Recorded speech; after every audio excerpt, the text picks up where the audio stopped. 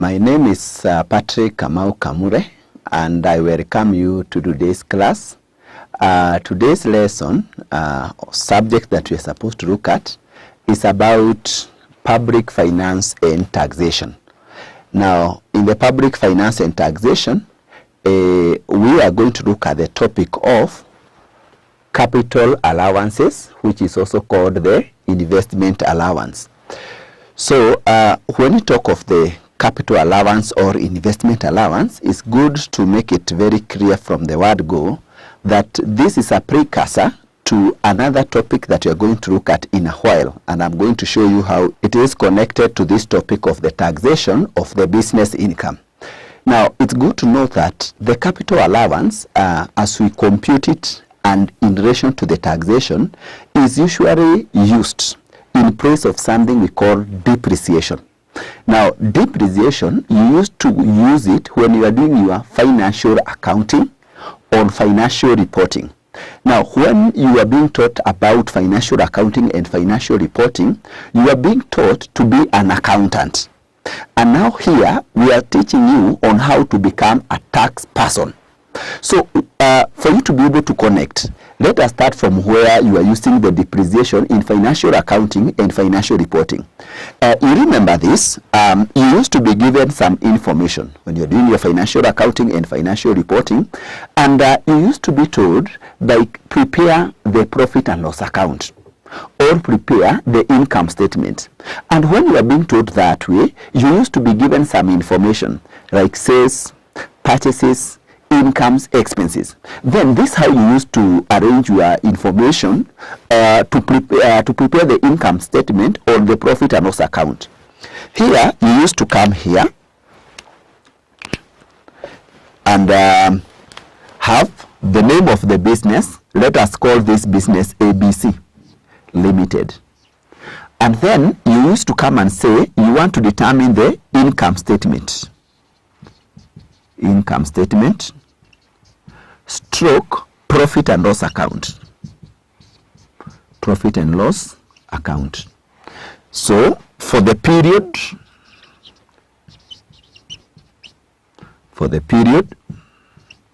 ended, you used to indicate, let's say 31st of December 20, you indicate there. You used to come and have, if you're given the sales, you write the sales here. Items are given, let's say, in shillings. So you used to come and post your sales there. And then you used to less cost of sales.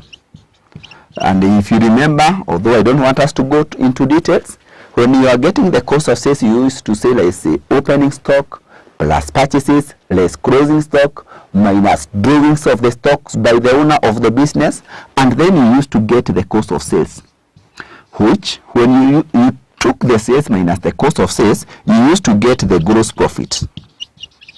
The gross profit there. And once you get the gross profit, you used to add incomes, other incomes. You used to call them other incomes. Other incomes. These incomes used to be discount receipt,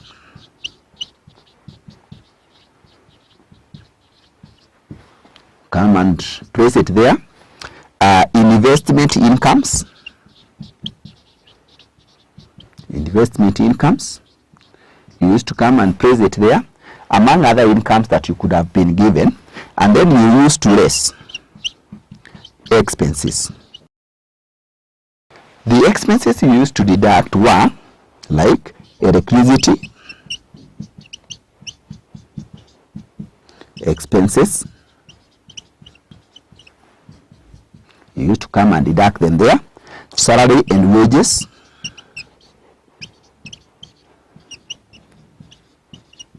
You used to come and deduct it there. The rent expense.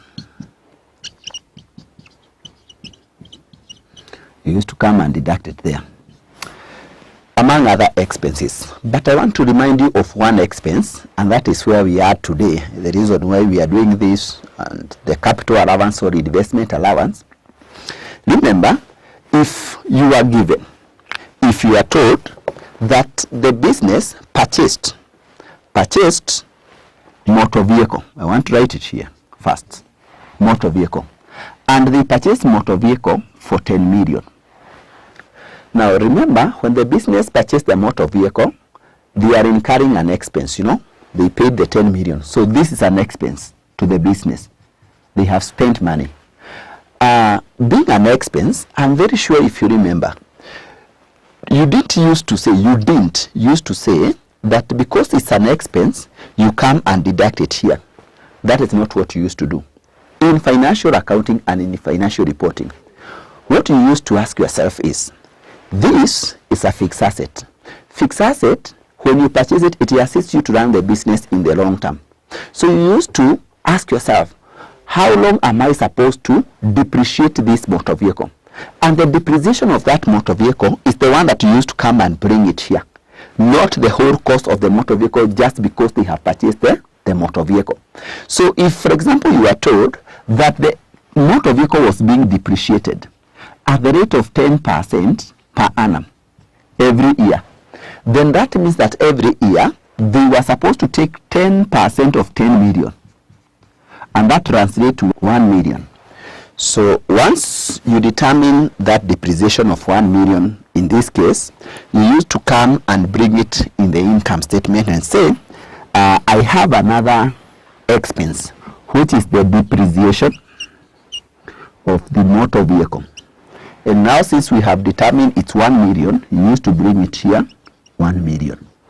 And once you do that, you used to get the net profit or loss of the business there. And that is how you used to do it.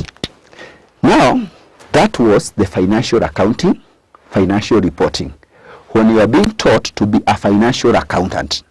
Now, we are looking at the taxation. Now, we are going to realize in our next topic that at some moment we'll be required to prepare the same statement. But the profit that we'll be getting down here won't be called just the net profit or the net loss. Actually, we are going to realize that that net profit that you used to get is usually called net accounting profit or net accounting loss. Why accounting? The name accounting, it means that it was being prepared by an accountant. So in taxation, we normally call it net taxable profit or loss. That is the profit or loss that is supposed to be subjected to tax. So now, when we get there, where we'll be getting the net taxable profit or loss, instead of net accounting profit or loss, we will realize this depreciation that you used to have is no longer required. It's not the one that is supposed to be deducted. Here, we will note an item like a motor vehicle, you are supposed to compute something called the capital allowance. We used to have, we are supposed to compute capital allowance or investment allowance. Of which case we are going to realize for the motor vehicle, the capital allowance rate is supposed to be 25%. So you take 25% of the fixed asset like motor vehicle, 10 million, and that tells you that we have 2.5 million. So now instead of taking the depreciation here, when we are getting the net taxable taxable profit or loss, we will come and bring the capital allowance. Depreciation is not allowable. Capital allowance for the same motor vehicle. See now, it is not 1 million as the way the accountant had determined. Now we have 2.5 million. Is the one that you come and deduct there. So now we want to see. This is just one fixed asset, the motor vehicle, of which case you determine the capital allowance the way you have determined so that you can come and deduct it here. How about in case you have other assets, like you have the furniture and fittings, you have the buildings, you have the computers, you have other items that are used in the business and which are supposed to assist the business in the long term. So how do you normally claim the capital allowance on them instead of depreciation, which was being determined when we are preparing the net accounting profit. So that is where now we are today about this topic of the capital allowance or investment allowance. So I hope you have understood it very clearly that the capital allowance or investment allowance is used instead of the depreciation, because depreciation is for accountant, not for the tax person, and it is usually computed in relation to the fixed assets like motor vehicle, furniture and fittings, the buildings, the computers and such. So now coming back to the capital allowance, we have said it is usually on fixed asset, and we have seen we have lot range of the fixed assets. It's good to know, as the rate we have said here about motor vehicle of 25%, now we have other rates which are applicable on other assets. Now when you are claiming the capital allowance, we usually have 4 rates which we are supposed to use when you are claiming capital allowance on fixed assets. I'm going to list those rates here, and then we are going to look at those items that we normally give the capital allowance at those rates I'm going to list. Like the first one, which are the items do we give the capital allowance at that rate? You go to the second rate, which items do we normally give capital allowance at that particular rate? The third one, the fourth one, that way. So these rates are, so rates for capital allowance.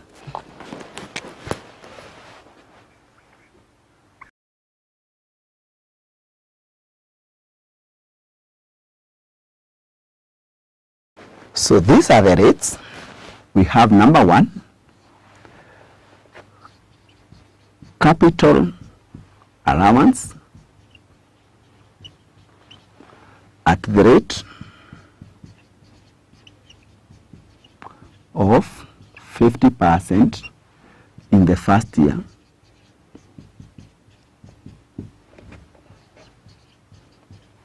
of use,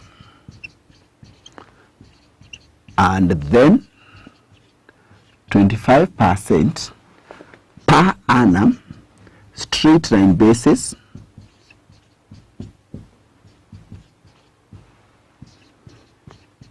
from the second year on the remaining balance.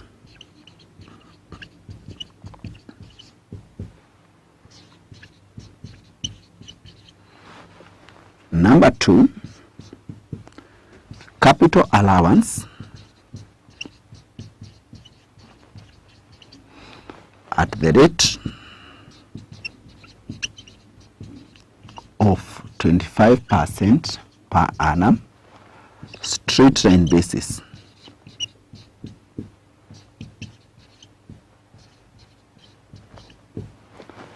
Number 3, capital allowance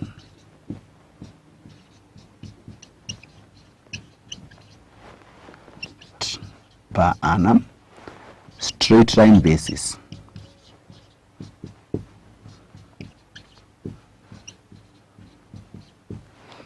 Number 4, capital allowance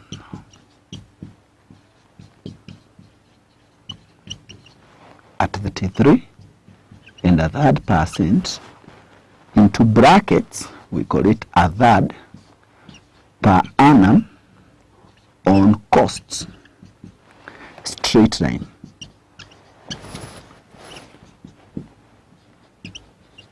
Basis. So when you talk of the capital allowance, these are the rates that we normally use to claim capital allowance on the fixed assets that are used to run the business. So the next thing that we need to learn is when we talk of the 50% and then 25%, what do we mean? And once we understand what we mean, then in that case, then we look at which are the items that we normally give capital allowance at that rate. We go to the 25%, we do the same. The 10%, we do the same. And that 3 and a third percent or a third, we do the same. So I'm going to start with the first one. So I write it as the heading, and then we look at what we mean by it, and then which are the items we normally give the capital allowance at that particular rate. So come.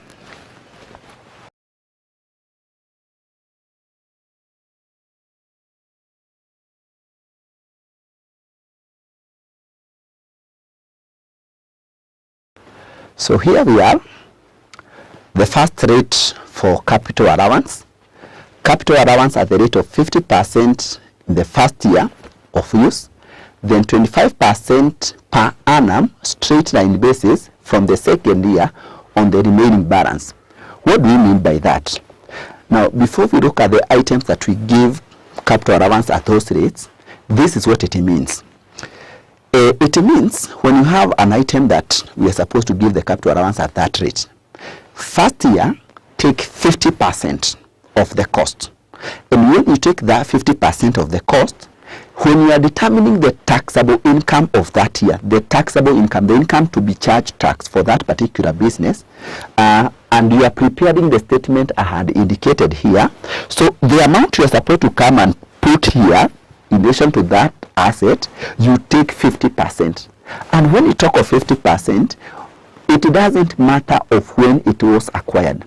If it was acquired at the beginning of the year, in the middle of the year, one day to the end of the year, it doesn't matter. As long as it was used in that year, you take 50%. And then that will mean that when you talk of now 25% per annum straight line basis from the second year, now from the second year you'll be taking 25% of whatever remain after you have claimed the 50%. And then it should be every year per annum.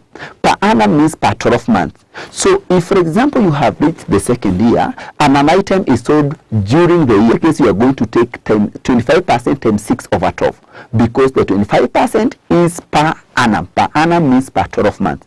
But take note, for the first year 50%, we have then said per annum. So in that case, it's going to be 50% period, without considering the period it was used. That will mean if we have an item here, let's say it costed 100 million.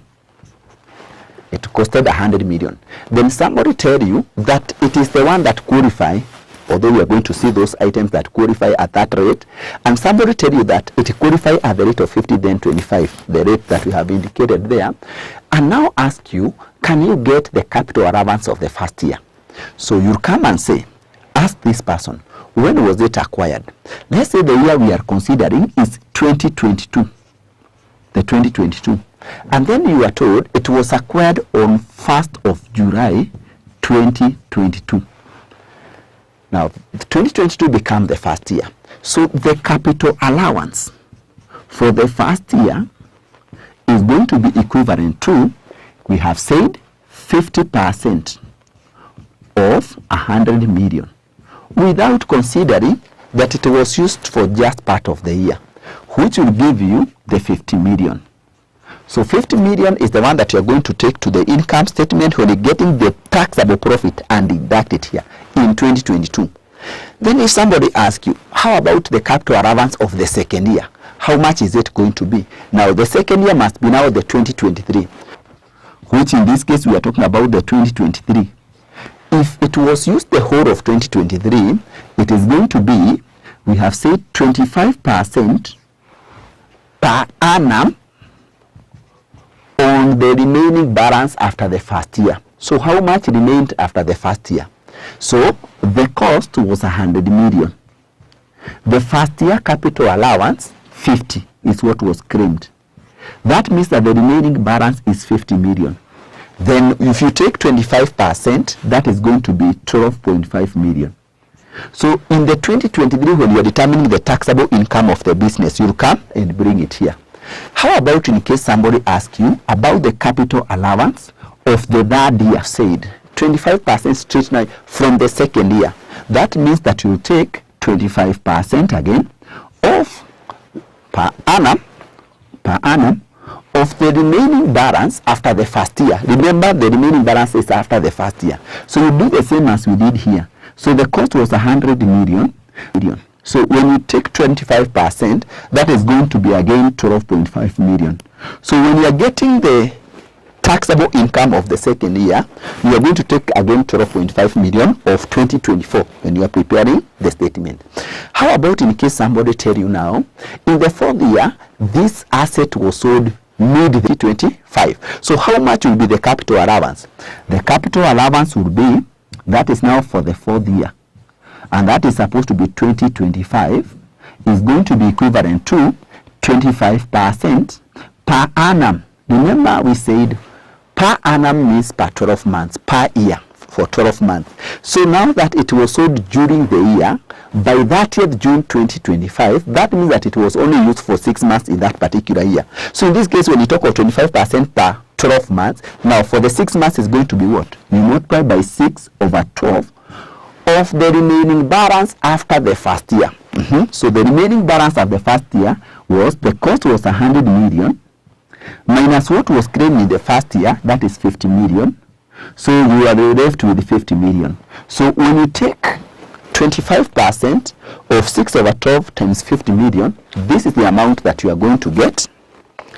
So we will have 25%, you multiply by 6 over 12,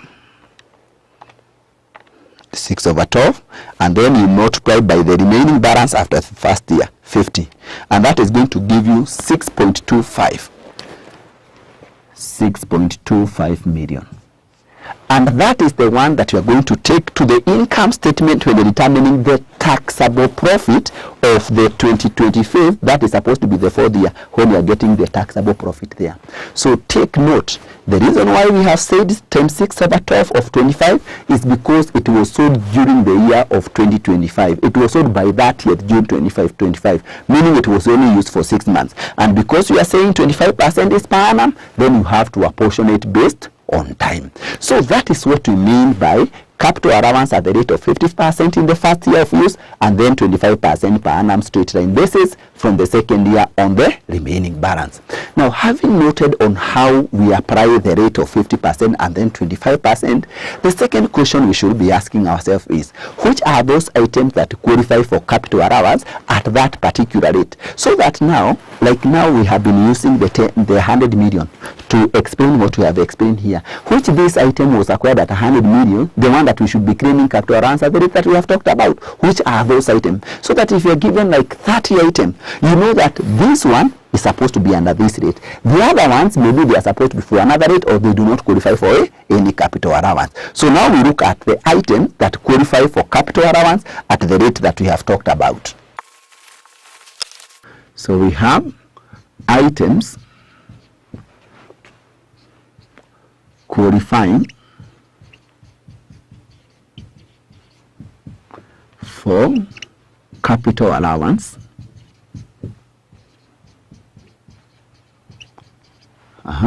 at the above rates.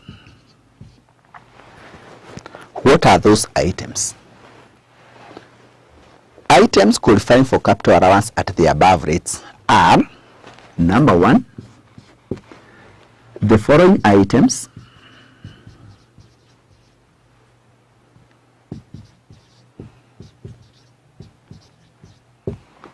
used in manufacturing.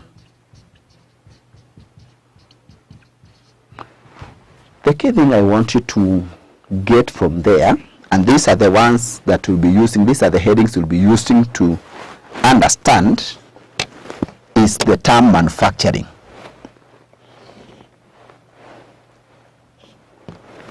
Manufacturing. So when a business is doing manufacturing and it incur the cost on the items in the first year, then 25% per annum straight line. Factory building,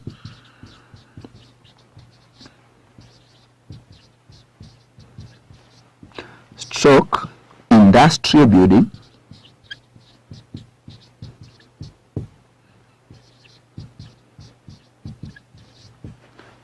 and the costs incurred that assist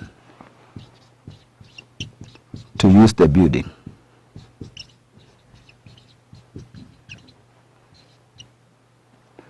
To use factory stock industrial building.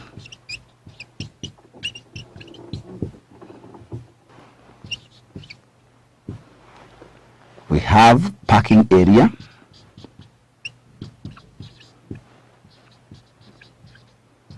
sewerage system,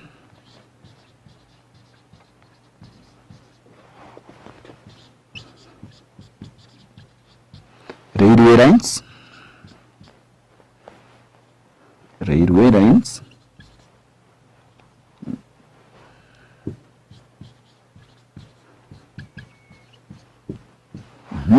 electricity system,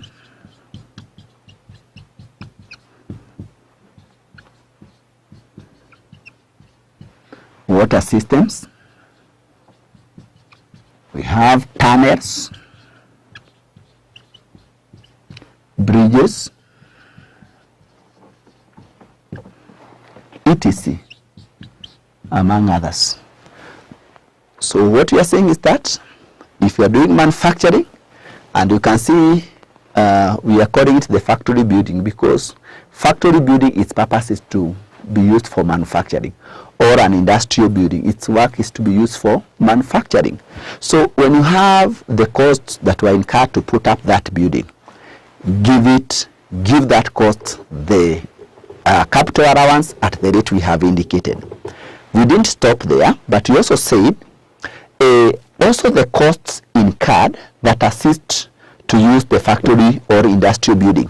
So there are those costs that are incurred in the process of using the building, or that are incurred in order to support the usage of that particular factory building or industrial building that has been set up.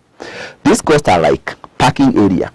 You see, if you set up a factory building and you don't have somewhere somebody can come and park a lorry where goods can be now loaded into the lorry and be taken to the market, or if it is the raw material can be offloaded, that building cannot be effectively be used. So you may realize you require a parking area.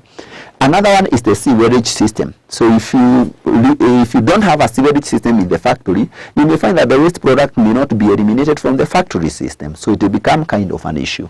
Another one, a railway system, the electricity system, water system, tunnels. There are some factories which are usually connected through tunnels so that they can allow people to move from one part of the factory building to another part of the factory building, or from one factory building to another factory building. Others normally have bridges connecting them. All this is for the purpose of using that particular factory building. All those costs, when they are incurred, we normally give them the capital allowance at the rate of 50% in the first year, then 25% per annum straight line basis on the remaining balance from the second year. That is number one under manufacturing. Number two under manufacturing, B. We have the machine used in manufacturing,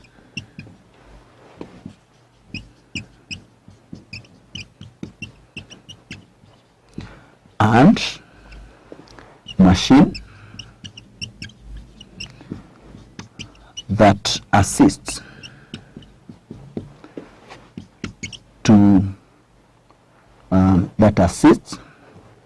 manufacturing,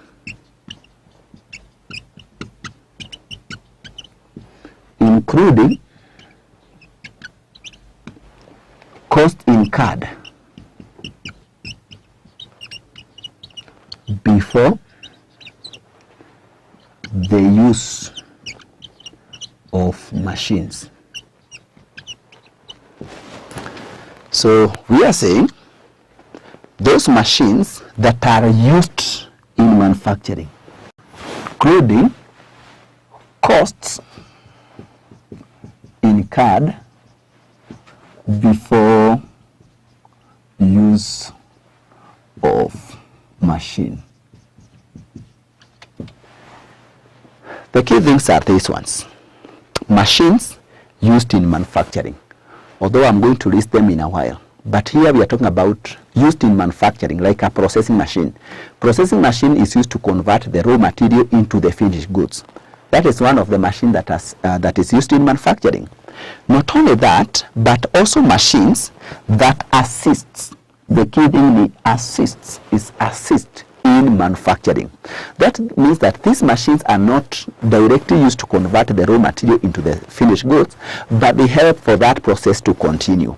And here we are going to look at some of those machines, but you can imagine one of them being like a water pump.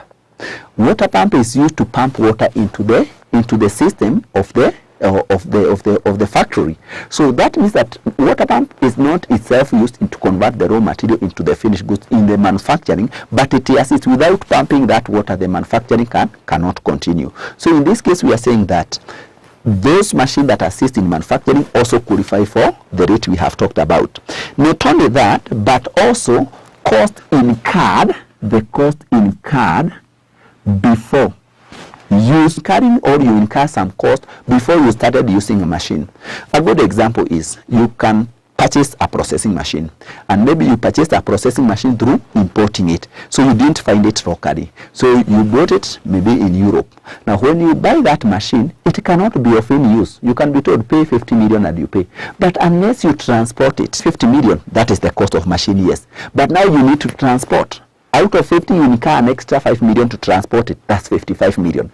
When you are transporting, you are told by the transport company, you have to insure your machine. Maybe you insure for 2 million. You know, that's 57 million. So, and then when you bring it into your factory, you realize that you need to install it into your factory system so that it can be of use. So you hire an expert to come and install the machine for you, and this person tell you pay 3 million.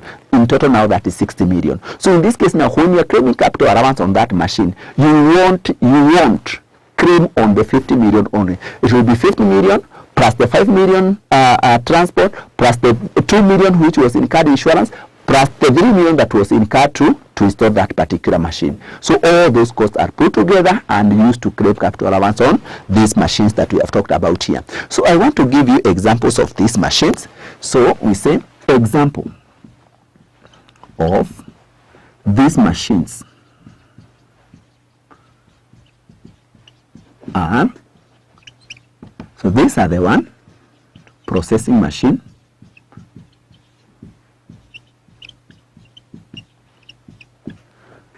we have water pump, is used in manufacturing or that assist in manufacturing like this one. You normally give it the rate we have talked about. I also want to give you a list of the expenses that could have been incurred before the machine was used, which you normally add them together when you're claiming capital allowance on that particular machine. So on the same, costs incurred before use are, these are the costs, are, we have transport, insurance, loading and offloading costs, we have the installation costs before use of those particular machines. It can also include costs like repair. As long as it is incurred before use, we put them together when you're claiming capital allowance at the rate we have talked about the machine. But those costs that are incurred after you start using the machine, those do not qualify for capital allowance. We don't include them together with the machine when you are claiming capital allowance. Now we go to the third illustrated. This one is the C.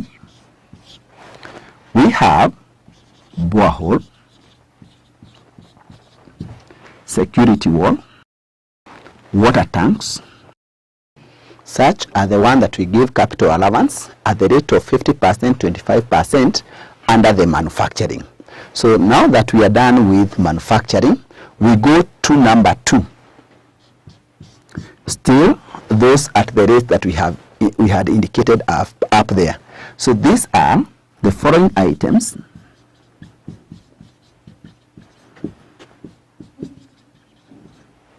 used in farming. The key thing, farming.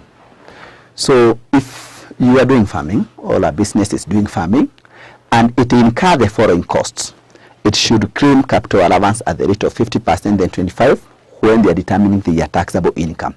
What are those items? These are the one under farming. A, we have farmhouse. Now, for the farmhouse, it is very important for you to note that, I'll put it into bracket, note only a third of the costs qualify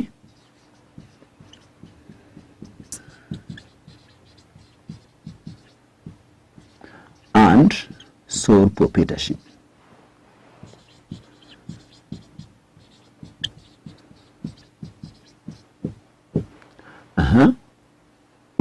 For limited companies,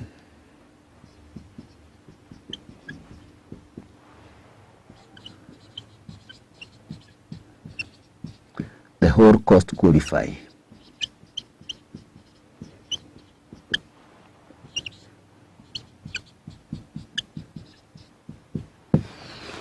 So when you're talking about farming, the first item that qualify for capital allowance at the rate of 50 then 25 is the farmhouse. Farmhouse is where the owner of the business stays when they visit the farm. Once they construct it, when they are claiming capital allowance, if they are doing the farming as partnership business, we are going to look at later what we mean by partnership, and also proprietorship business as a loan, they are supposed to take just a third of the cost, and that is the one that they compute the capital allowance on the rate we have talked about. However, if it is a limited company, don't take a third. Take the whole cost and give it the capital allowance at the rate that we have talked about.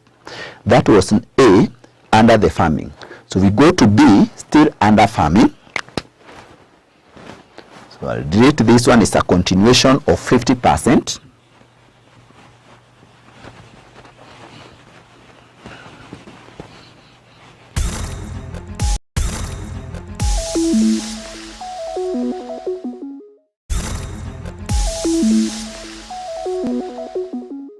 So let us look at allowable legal costs. Allowable legal cost number 1 is the legal cost for a lease. Legal costs for a lease not more than 99 years. 99 years. So when you are doing your business, a building, and that building you are going to occupy for 99 years, 80 years, 70, 10, 5 years, 1 year, and you decide to make it legal, you require a lawyer to help you in preparing that lease, and that lawyer even sign that document of the lease, and you pay for that service. That is what you call legal cost for a lease. As long as it's 99 coming down, that is a allowable expense. And that means if the lease is for more than 99 years, it can be 99 and a half years, 100 years, 105, 120, 150 years. That legal cost is not allowable. You cannot deduct it against the taxable incomes of the business. For preparing staff contracts, that's another one. That in your business, when you are hiring your staff, some of your staffs may tell you, I want you to make this agreement legal. And so you will have to hire a lawyer. In the process of hiring a lawyer, they charge you some fee and you pay. When it comes to the taxation of your business, that you are allowed to deduct that legal cost when you're determining the taxable incomes of the business. After that, we have the third one. We have legal costs relating to customers and debtors. Although debtors are your customers, but it's good to specify, because most of the time you find that those legal costs normally relate to the debtors. A good example, a debtor has refused to pay you what they owe you. So you decide to take the legal process. You go to a lawyer, ask that lawyer if he or she can prepare for you a demand letter. You take to that customer to notify them that you're going to take a legal process. And now that lawyer writes for you that demand letter, but charge you like 3,000, 10,000. When it comes to the determination of your taxable income, you'll be allowed to deduct that legal cost against you. We have legal costs to list a company at stock exchange. We normally have what we call listed companies or quoted companies. These are companies whose shares are traded at stock exchange market. In Kenya, we have Nairobi Stock Exchange Market. That means anybody who may want to become a shareholder of that company just need to go there and you buy shares of that company. It's open. When that company was getting there, it could have incurred several costs. One of them was to hire a lawyer to the authority for them to be allowed to, for their shares to be traded there. That legal cost they paid when they were getting there, it's supposed to be an allowable expense. Number 5, legal costs to defend property rights.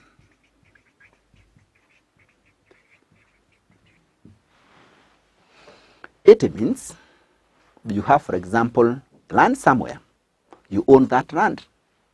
Or you could be owning a motor vehicle. Somebody from outside just come and say, this land used to be mine. This motor vehicle used to be mine. It was stolen from me. This building used to be mine. You decide, no. Both judge can decide who owns these items. And because you are not a lawyer, you hire one to go and represent you. In the process, he charges you some legal fee. That is the one we are saying legal cost to defend your property. And when you pay, that become an allowable expense. The last allowable legal cost, number 6, is the legal cost relating to tenders. Tenders relate to your business. For example, you want to supply something to your customer. They tell you you have to tender. But maybe because you don't know the process of doing that, you hire a lawyer. Come and help me prepare these tender documents. They charge you some legal fee. That legal fee is supposed to be allowable. So these are the allowable legal costs. While still under the legal costs, I want us to also look at non-allowable legal costs.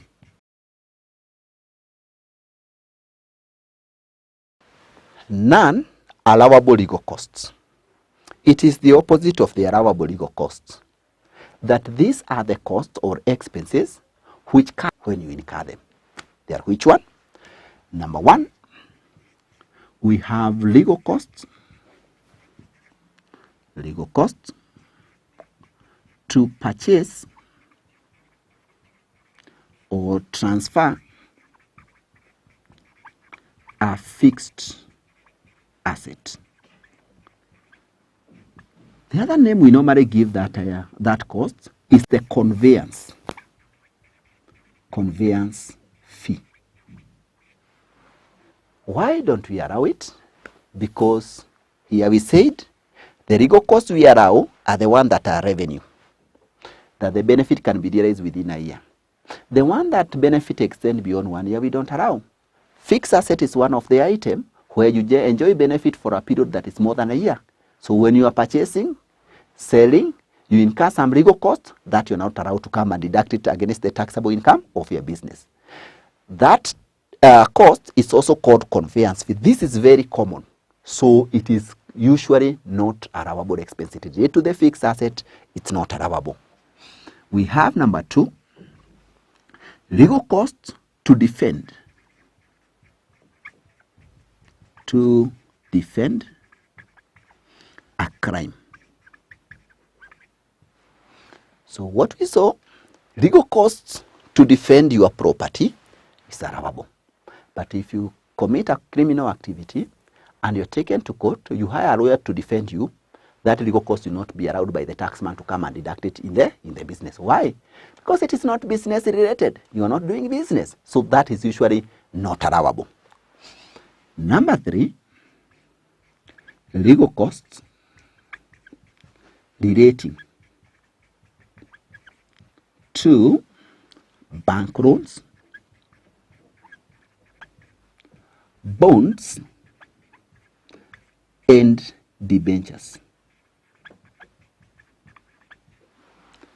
Now we are talking about legal costs relating to bank loans. Why don't we allow them? Because loans are long-term financing. That when you take a loan, the bank will tell you to pay after 8 years or within a period of 8 years, 10 years, or even some others goes to 15 years. So it's a long-term item. So the legal cost you incur when you're taking that loan is usually not allowable. Same case relates to bonds and debentures. When you hear companies issuing bonds, issuing debentures, they are taking loans from the members of the public. And being loans, they are long-term. They will tell you that we will pay you after 10 years or within a period of 10 years, 15 years. So the legal cost in the process of number 4. Legal costs relating to memorandum of association. In law, we normally consider that as a constitution of the company, that it is the document that guides the company in the long term. So being in the long term means if the company lasts for 25 years, that memorandum of association will be there for 25 years. So it's a long-term document. Relating to patents, copyrights,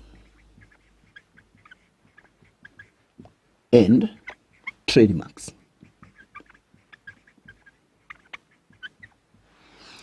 Now, legal costs relating to patents, copyrights, and trademarks. Now, this in financial accounting, we used to consider them as intangible assets.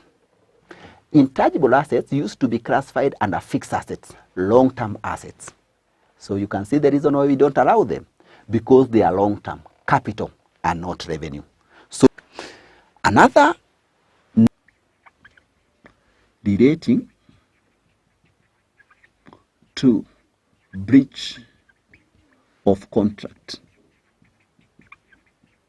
that or contract, that if your business break one of the contract you have with your trading partners, be it customers, suppliers, be it staff, and they take you to court, and the court determine that you actually broke that contract, and actually sometimes we are going to see they fine you, that is not supposed to be allowable, because you're not supposed to be costs relating to tax matters. Yep, we are going to learn. Another one is that sometimes the KRA, taxman, can, for example, assess you and tell you are supposed to pay a certain amount. Object legal costs relating to tax matters. It also says that all other expenses, as long as they are connected to tax, they're usually not supposed to be allowed, because it's assumed you are the one who is supposed to handle your own tax issues. The last one, number 8, court fines and penalties. Now, when you talk of court fines and penalties, when you are fined, it means that you are the one who was on the wrong side. So it means that is not supposed to be related to the business. You did something that was outside what you are supposed to do. So when you are fined, you pay that fine. It's connected to legal matters. That is usually not supposed to be allowable. So these are the allowable legal costs, the non-allowable legal costs. But don't forget, we are still under the allowable expenses. Only that the legal one normally have several allowable and also non-allowable, and we had to look at them. So we go back to the list of the allowable. After number 5, we have number 6, another allowable expense of the business. Number 6, payment to trade associations. Now, to differentiate this allowable expense numbering, as we can see this one as A, B, C, D, E, and F. Same case here. A, B, C. Continuation here from the legal costs. Now, back to number 6, payment to trade association. As the word say, trade association is an association that is related to your trade. What do we mean? For example, if you are operating a bank, they normally have an association called Kenya Bankers Association. It is there to improve the banks, help to fight for the interest of the banks. If you are in manufacturing, there is an association called Kenya Association of Manufacturers. It is there to trade and protect the interest of the manufacturers. So when a business pays to this association, it is helping to strengthen them, to help them fight for their interests. So that amount is supposed to be an allowable expense. Number 7, another allowable expense is the employer contribution on behalf of employees to pension schemes and provident fund.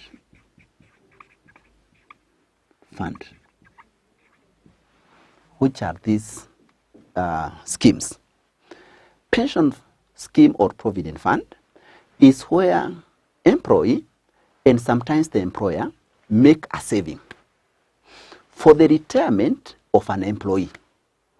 A good example, in Kenya we have NSSF. When you contribute to NSSF, according to the law, the employer is also supposed to contribute similar amount for you. But when they do that, the time of their taxation, they will be allowed to come and deduct that amount against the taxable income. So that is an allowable expense. Number 8, research costs. Research costs and payment to research organizations.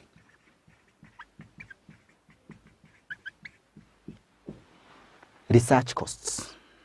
If you are in the business, for example, you want to introduce a new product. Before you do that, to increase the chances of it succeeding, you need to do some research.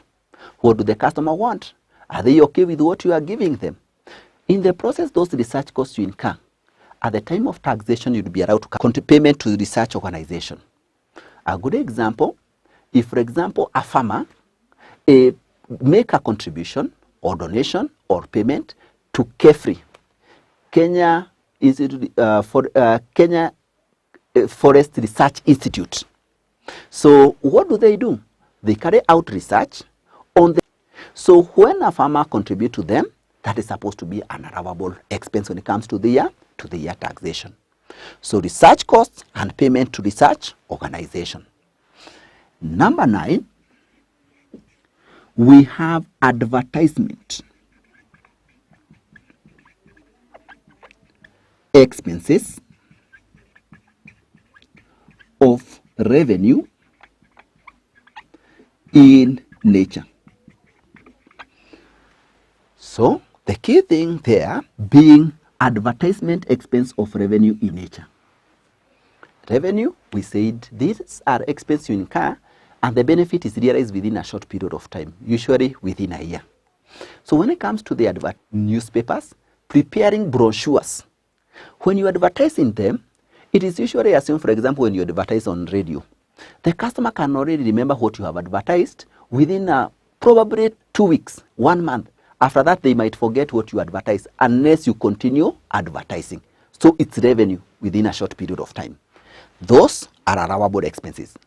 But it is important to note that capital advertisement expenditure are not allowable. You can put that.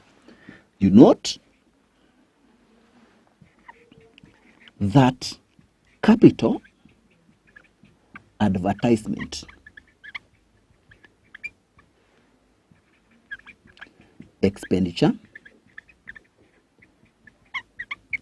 are not allowable.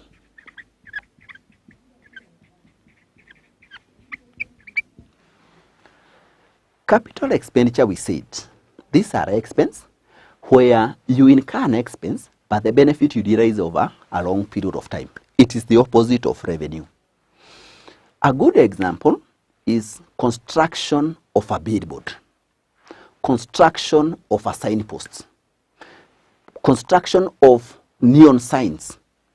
These are long-term advertisement items. When you put a billboard somewhere or a signpost, it advertises you for 10 years or even 5 or even 50. Some are there forever unless you do the branding.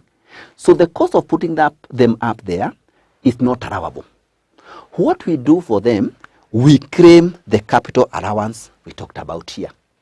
And we are going to learn, we claim the capital allowance we call wear and tear allowance, whose rate at the moment is 10%. So you take 10%. So if you construct a billboard for 100,000, first year you take 10% of it, 10,000. Then when you get to the second year, another 10%. But we're going to learn investment expenditure is usually not allowable. Then we go to number 10.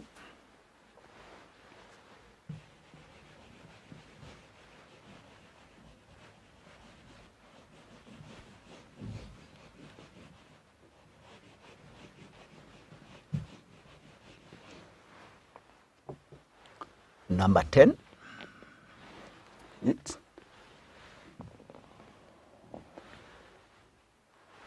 Number 10 of another allowable expense is the employer contribution on behalf of employee members club. But that members club must be related to employees' work.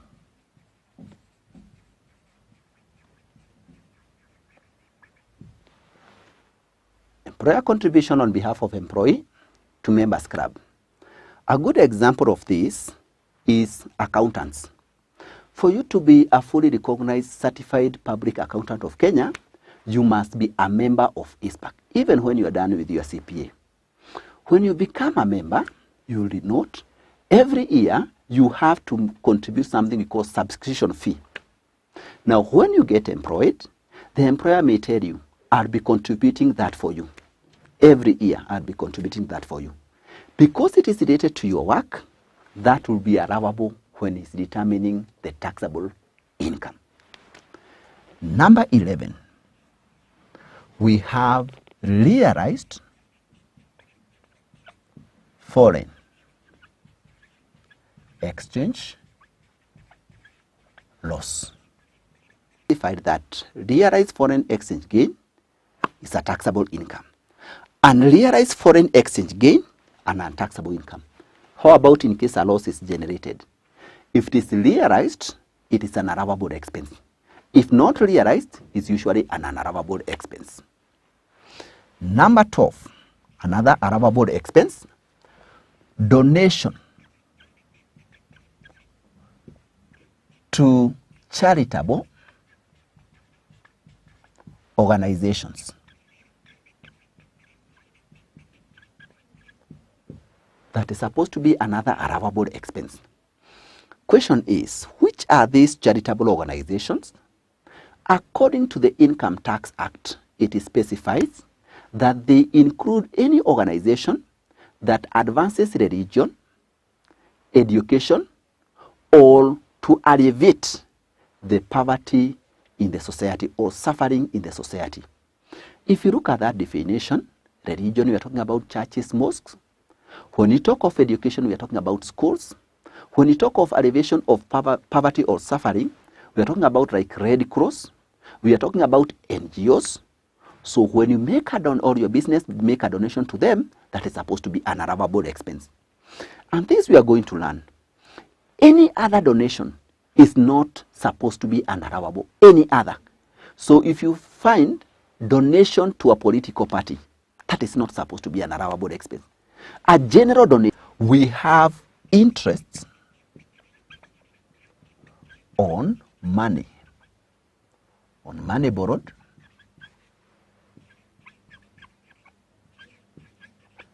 and invested in business. That money is invested in your business. The interest you pay every year, every period, that's supposed to be an allowable expense in that particular year. And we saw that there's another form of loan, usually taken by the limited companies. Debentures. When a company issue debenture, or bonds, when a company issue bonds, these are forms of loans. So when they pay interest, those interests are supposed to be allowable expenses. After that, we have number 14. Payment to directors of a company for service rendered.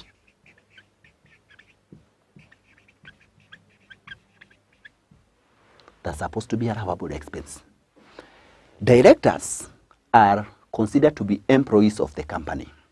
So when you pay them director salary, director's fee, director commission, allowances, all these are supposed to be allowable expense because they have rendered the services to your business.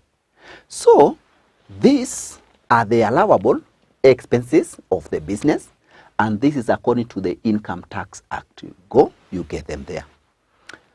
After looking at the allowable expenses, we need to look at non-allowable expenses. These are expenses which cannot be deducted against the taxable incomes of the business. Which are these non-allowable expenses?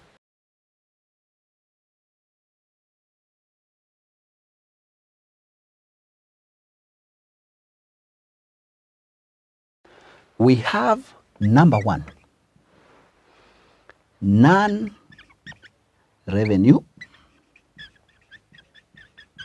stroke capital and expenses of the business. That is number 1. This is actually the opposite of what we saw in the allowable number 1, where we said all revenue and commercial expenses of the business are allowable. And we explained. And we said these are 2 broad terms. Same case here. These are 2 broad terms. And when we talk of non-revenue or capital, these are expenses of the business where the benefit is realized over a long period of time. A good example is the costs of a motor vehicle expense. The other one is non-commercial. Non-commercial, we said these are expenses which are not related to the business activities. A good example, we said private expenses of the owner, like rent expenses of the owner at home, electricity expenses of the owner at home, salaries and wages to the house help, gardeners at home. These are usually not allowable because they are not commercial, they are not business related. So any expense that you come across that is non-revenue or capital, trade burdens written off business. For example, you had sold a fixed asset, you had rent money to your customer, your staffs, your relative, they refuse to pay, and after 4 years you decide to write them off. Those you cannot be allowed to deduct them against you because they are not related to what you do on a daily basis. Number 3, we have depreciation. Depreciations are usually not allowable. And we said the costs of fixed assets.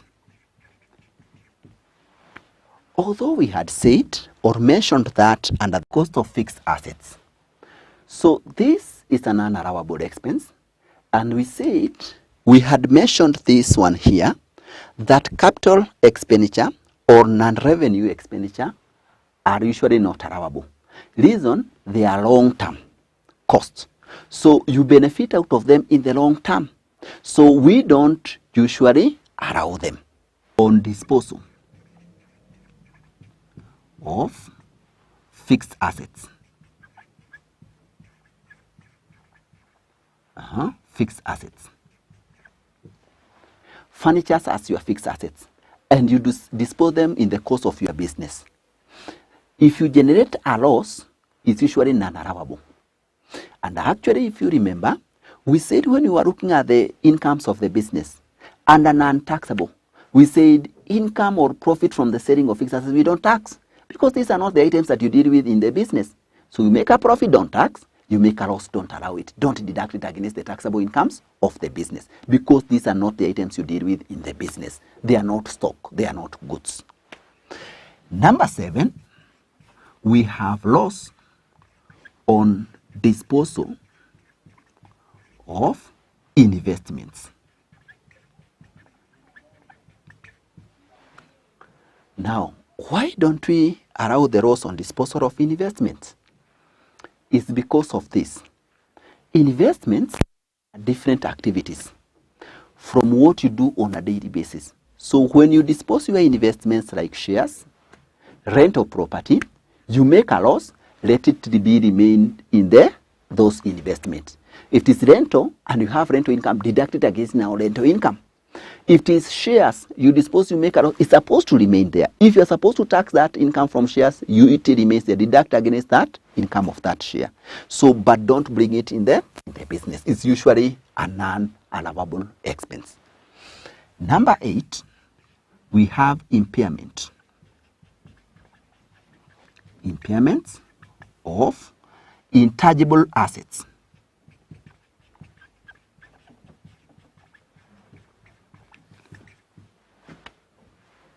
We said depreciation is usually for tangible assets.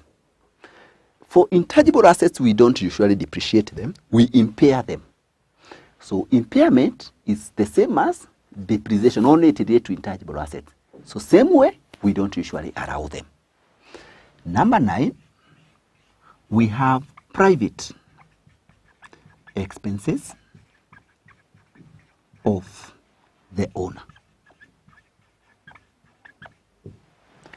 Private expenses of the owner. So, we had also mentioned here, it's also important to note specifically, expenses relating to the owner, electricity expense relating to the owner, salaries, rent, name them, water at home, don't bring them into the business. They are not usually allowable because they are not commercial. Number 10, we have all forms of taxes. All forms of taxes. Taxes like which one? Income tax, corporation tax, value added tax, stamp duty, excess duty, import tax, or what we call custom duty. All these are usually not allowable. If you say any form of tax, don't allow, don't deduct, it's not allowed. Expenses relating to tax. This I had mentioned when we were looking at the allowable expense and the legal costs, where we had said that legal costs relating to tax we don't allow. Now I also expound that not only the one relating to legal, but any expense relating to tax, like tax consultancy fee, legal fee to hire a lawyer, any other. Sometimes you may not have paid your taxes, and the taxman charge you the penalties, charge you the interest on the tax overdue. All these are not supposed to be allowed. Any expense related to tax, we don't usually allow. Number 12, operating loss. Operating loss exceeding 10 years. Those are usually not allowable. What do we mean? That if you generate a loss in the business in 1 year, let's say in the first year, you can carry it forward to the next year, year 2. If in the first year you made a loss of 10 million, year 2 you make a profit of 30 million. Before you are taxed on 30 million, the taxman allow you to deduct the 10 million, the loss you made in the first year. So in the second year, instead of being taxed on 30, you'll be taxed on 20. So it is favorable to you. How about in case second year you don't make a profit? You can carry the loss of the first year and now the second year to the third year. Deduct them against the taxable profit of that year. If that year you don't make a profit, carry it to the fourth year. You can do that up to a maximum of 10 years. But after it exceeds 10 years, for example, the one you generated in the first year, now you are in the 10th year, you are moving to the 11th year. In the 11th year, if you make a profit, don't deduct against the loss you generated in the first year. It is not allowed. You can only deduct it against the loss you generated in the second year.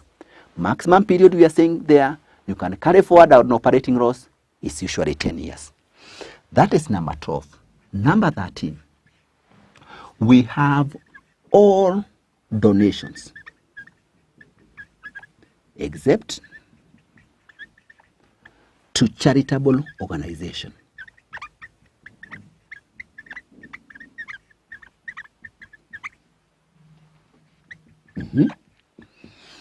That, and we gave example, churches, schools, Red Cross, children's home, these are charitable organizations. Those are allowable. When you have any other form of donation, don't allow.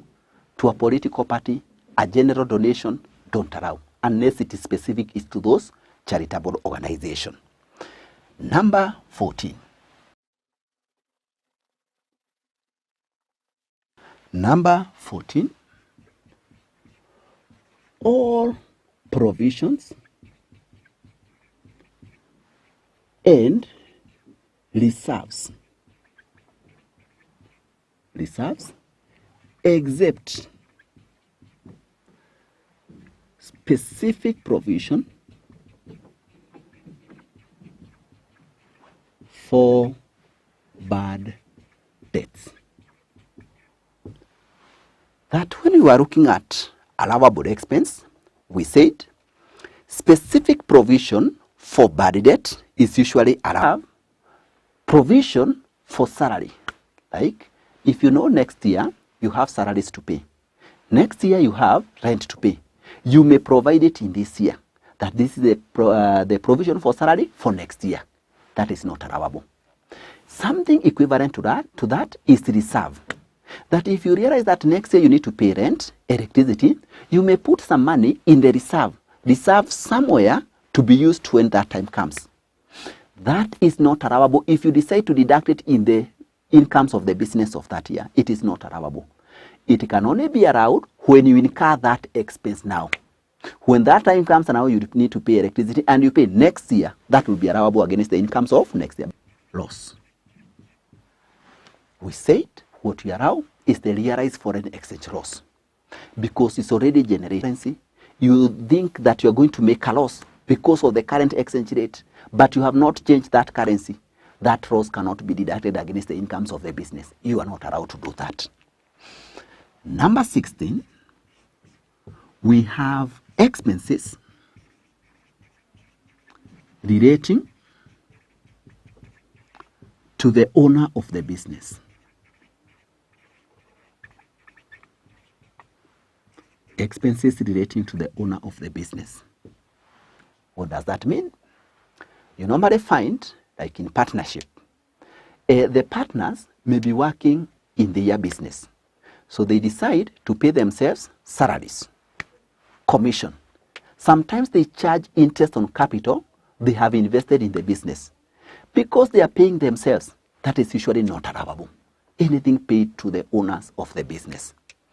Same case when you have interim dividend, final dividends, proposed dividends, any kind of dividend, it is relating to are the ones that we call non-allowable, and they cannot be deducted against the taxable incomes of the business. So that one mark the end of this topic of looking at the incomes of the business, the classification, where we have the taxable, the non-taxable incomes, where we have the expenses, allowable and non-allowable. And this one generally carry all the weight as long as you are taxing the business. It's the core area. Actually, I call it the constitution relating to the taxation of the business. So you have to really understand these expenses and the incomes. The one we call taxable, the non-taxable. The expenses are allowable, non-allowable. So it's my prayer that you go through them all alone, look at them one by one, try to understand what we have explained. So for now, I think for this topic is over. Then it's my hope that I'm going to see you in our next topic. The next topic would be allowable expense number 4, where we talked about capital allowance. In the capital allowance, we said it is usually granted in place of depreciation, where we say depreciation is for accountant. In taxation, we call that capital allowance. And we said it is used in relation to the cost of fixed asset. So there are several. There is an investment deduction, industrial building deduction, the wear and tear allowance, the farm work allowance, the mining allowance, and diminution in value of those tools. So I hope to see you in our next lesson. Thank you. Welcome to Manifested e-learning platform. My name is F.A.M. Ngwiri, and today, ladies and gentlemen, we are discussing about the business data analytics, December 2023, question 22. It reads as follows: Safari Limited is evaluating a project with the following details. You've been given the initial investment. Project cash flows is 25 million. The annual cash flow growth rate from year 2 is 10 million. The project life is 5 years. You are required: A, compute the following project metrics. Payback period, number 1. Number 2, the net present value, assume a discount rate of 12%. Number 3, the profitability index, assume a discount rate of 12%. B, using a graph, determine the project's internal rate of return. And this totals 30 marks. So trying to answer this question gives us or gives you 30 marks there in total. So to start us off, we are first of all going to do the following. We're just going to first of all come right here and we say we have the year given to us over here. And this solution over here, you can just drag this one down over here. This is A, and this gives us year. So we have the years given to us there from year 0, 1, 2, and of course you know what happens. Once you put it like this and then you have that plus sign like that, you can drag it up to the number of years you actually want like that. So let's assume it goes all the way to year 5. Not assume, we've been told it goes to actually to year 5. And you can be able to see the project life right over here is 5 years. So from year 0.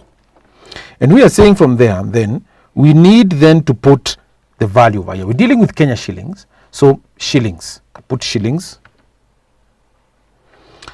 All of these need to be put in terms of thousands over here.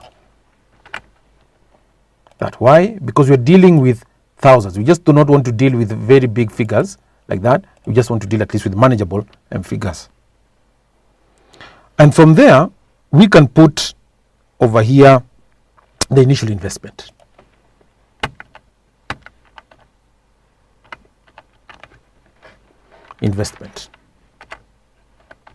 Right here as 100,000. Why am I putting 100,000? Guys, because you're saying that we are expressing it in terms of thousands over here. Yes, it's 100 million, but if you remove those 3 zeros there, we're saying we're dealing with 100,000. And because we want to deal with values that are in terms of the accounting format, so let's put it like that, then just do it sort of something like that. That looks at least well presentable, I mean. So initial investment is that. Then we have the residue value or residual value.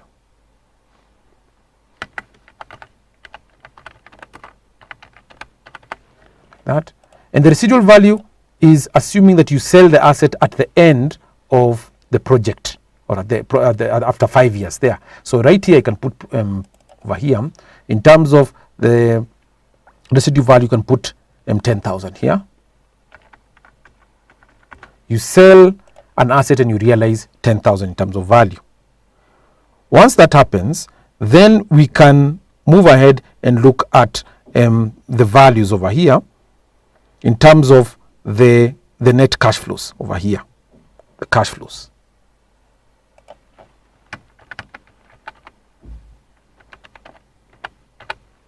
Cash flows. And you're seeing the cash flows over here we've been given. The initial investment is 100 million. You're seeing the project 1 cash flows is 25 million over here. So assuming that this is, of course, is the initial investment, we can put a negative value over here like this. We're saying that we can be able to put, so it's negative, I just sort of put negative, enter, it can be able to appear, and that it's an outflow. We can put the values over here as follows. For year 1, we're seeing is 25,000. Not right there, you can put, because this is the residual value, the cash flows here, 25,000.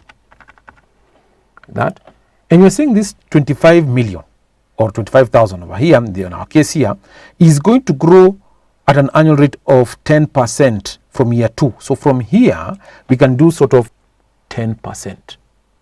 So times 1.1, that. We get 27,500. Then we just drag it, because this has got a formula. We drag it sort of like that. And we make sure at least it auto-fits within the cells. So from there, we are saying that what is going to be our net cash flows? Our net cash flows are going to be as follows. Flows. Then, so here we're going to pick this value here.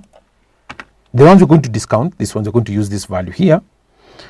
And then we are saying we're going to use, just going to pick the residual value plus the cash flow itself over here, if any.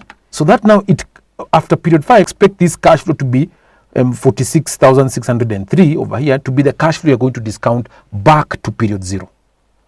So we drag it. And it picks. You can see now these are the cash flows which you're going to discount over here. You can put them in bold, Control B. That, of course, we can be able to expand it by sort of double clicking like that. Those are the cash flows. Once we have that, we can then get the payback period. So over here, I can write now the payback period.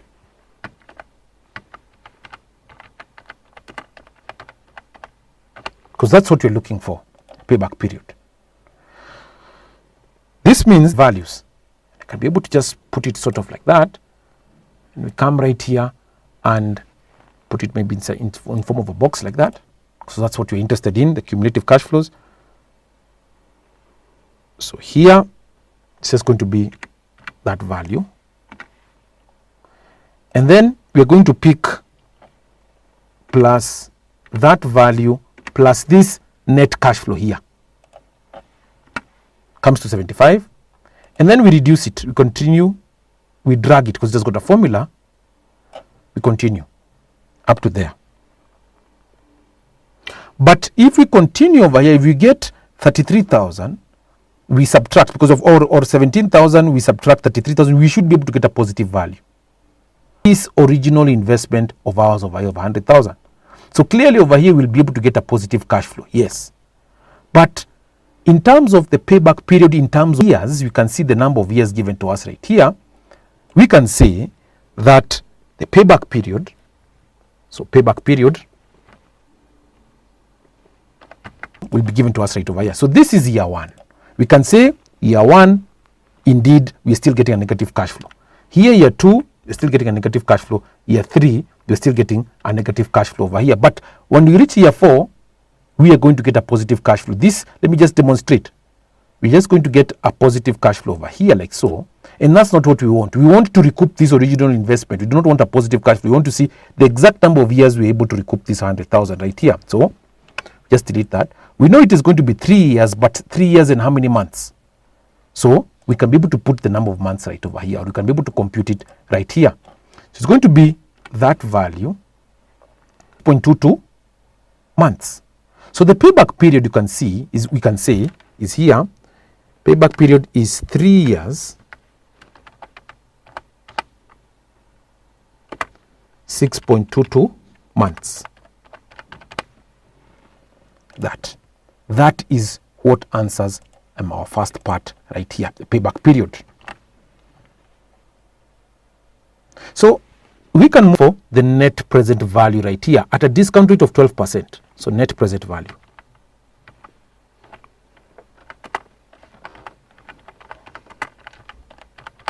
Net present value. And we're saying the net present value is, just given, is just how much we are able to get. Are we going to realize a positive cash flow or a negative cash flow based on discounting? You're using a discounted cash flow technique so that you can be able to get the present values. And in a similar way over here, so we're not in B, we're doing part A part 1. So this is A part 1. I can just put it like so.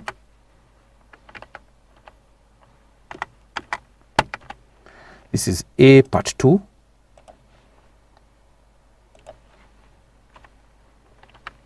A part 2. Copy. Just put them just down here. So, and of course, I'll be able to also copy this. Allow me to copy this. Copy. Put it just down here like so. And this I can drag it maybe down.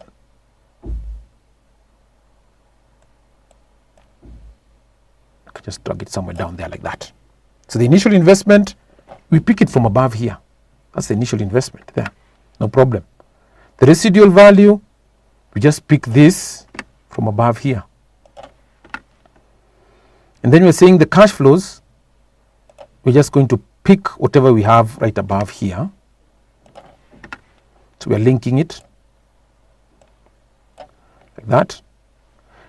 And we're saying these cash flows are the ones which we will need then to discount.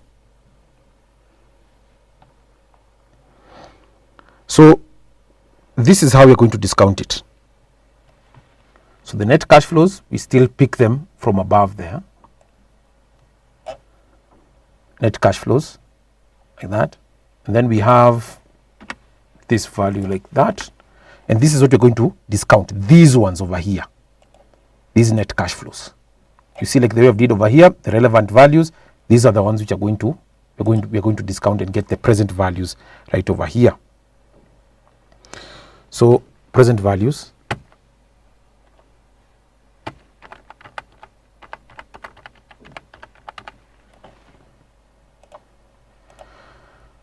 So the present values will be, we're going to get this value over 1 plus R over here.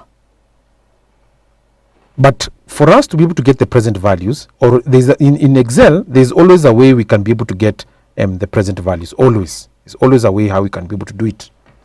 And we can just say the NPV.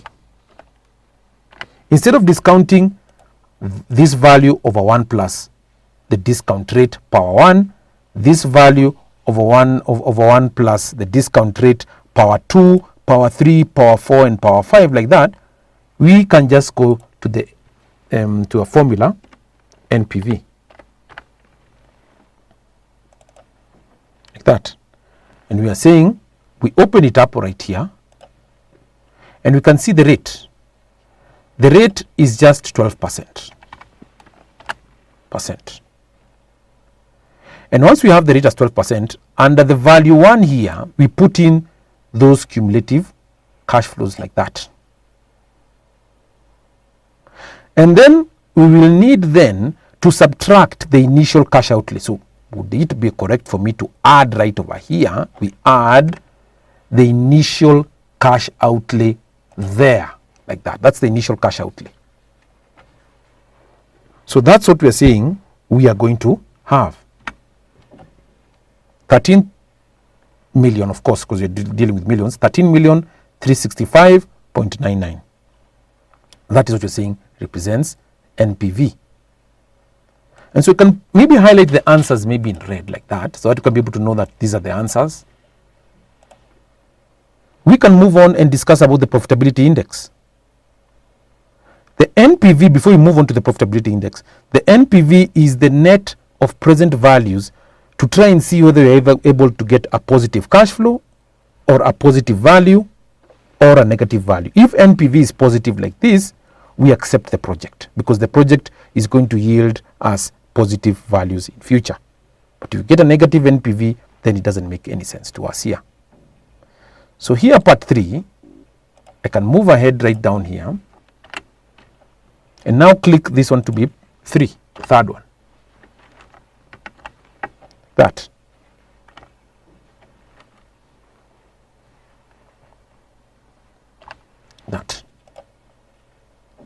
A, part 3. We talk about profitability index.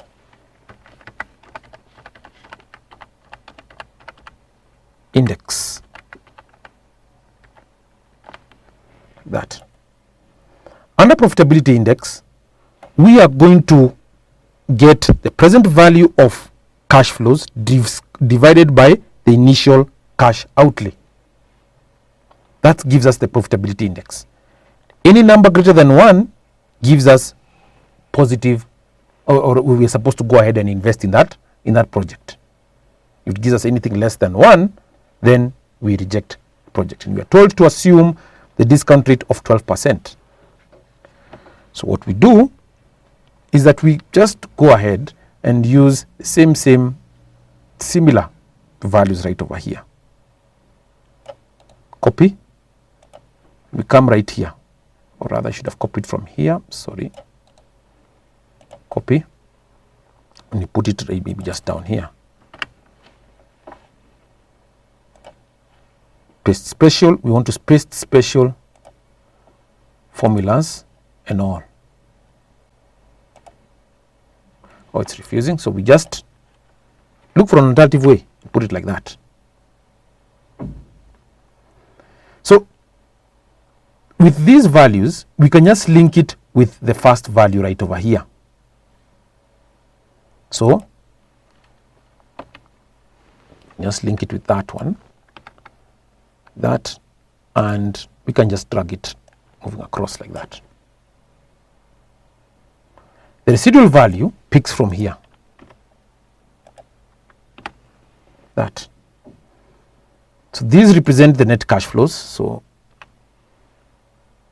this is what we're seeing is shillings. So we just delete this and it's okay. But the initial investment picks from here. The net cash flows.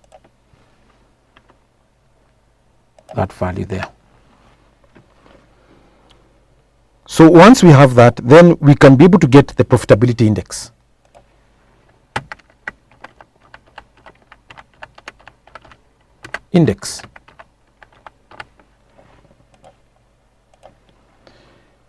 And the profitability index, we are going to get the present value of cash flows divided by the initial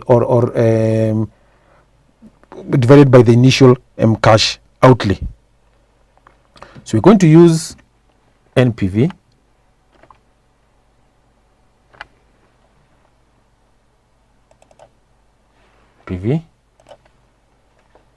rate 12%. The values, we are saying we're going to use these values here. And there's one thing that we needed to change here. We need to add the two values, these two values here, before we continue. That one plus that one there. See the profitability index, NPV. See here, double click it. Then we open it up right here. And you see the rate is 12%.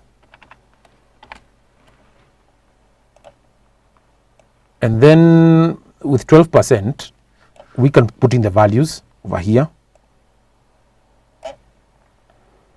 Like that.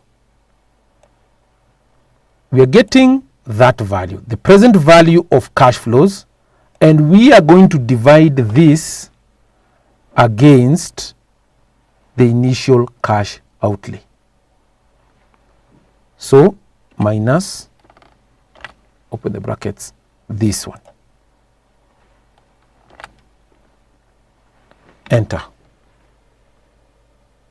That's what we get as our profitability index, 1.13. So in this case, we accept this one based on NPV, we accept, and the payback period, if it's the shorter the payback period, the better it is for us. So here, just like for consistency purposes, we put it in red like that. And we can see that we're moving on well, and we now move on to part B of the question. Using a graph, determine the project's internal rate of return. The project's internal rate of return is at the point where you get, the NPV is equals to 0. Where the NPV is equals to 0 is where we are saying our project's IRR is going to be. And so we're going to use a graph. So first of all, you're going to test it using the IRR formula. So IRR, or internal rate of return.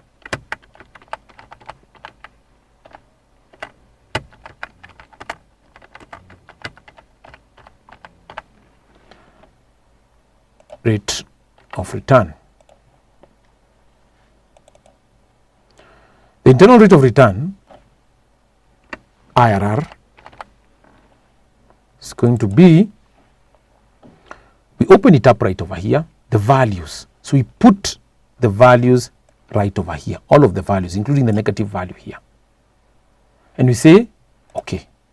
So it's around 17%. And that's what we expect, or 16.75%. That's what we expect from using the graph, around thereabout.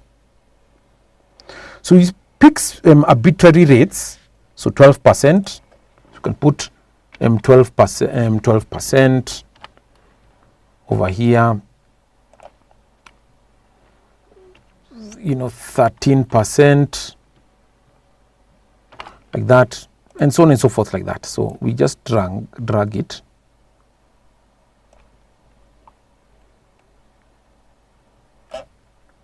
So we can just get arbitrary rates over here, and we get the corresponding NPVs.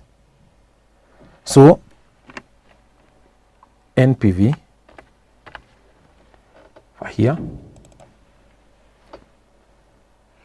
12%. The rate is 12%. You can see from right over here, 12%. The values over here are these ones here, the net cash flows here, like that. And then we do what? We add the initial cash outlay. The initial cash outlay in this case was negative here, that, and we get that value. So it's the same as what we got above over here. That's fine. But because we want to ensure that we want to get the corresponding NPVs at different rates over here, I need to lock the formulas over here. So I press F4 there, I click over here, I press F4, and I press F4 over here, so that I can be able to lock and ensure that everything is okay. So if I drag my formula over here, it should be able to work. So that's what I'm going to do right here. So shift,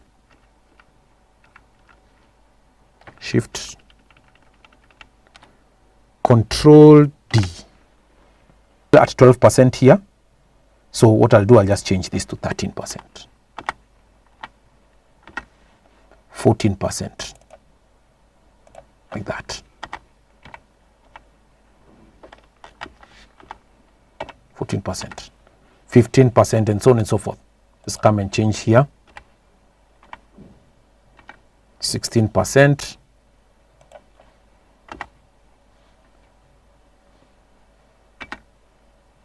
17,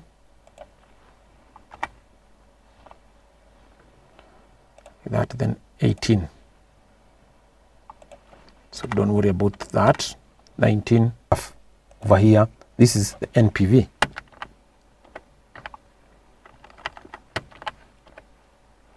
NPV, that rate.